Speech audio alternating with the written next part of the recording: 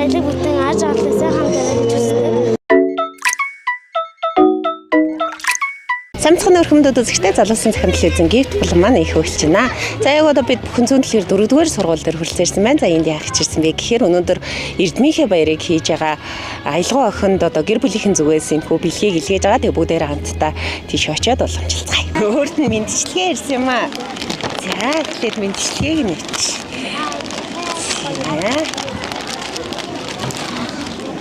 За хинээс ирсэн гэж бодчих. Гэр бүлээс нь болов?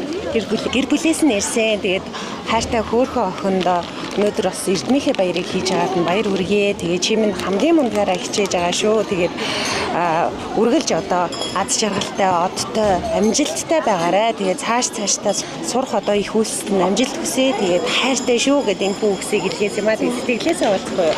Баярлалаа. Өргөл дэмжигдэг аав ээжтэй баярлалаа гэж хэлье. Аав ээжтэй хайртай шүү гэж хэлье. Манай болохоор гэрийн баатар манай биднийг хамгаалдаг болохоор би ээжийн зан ааштай. Ээжийнхээ ямар зан аашийг өгж аавна гэж боддог вэ? Сайн сэтгэлгүй. За өнөөдөр бас төгсөлтийн баяраа хийж байна. Тэгээ багштай бас хандаад одоо талархаж явдаг үг байвал хэлээч те. Багшаа хайртай шүү. Би аав ээжээгээ элэг бүтэн аж аргалыг сайхан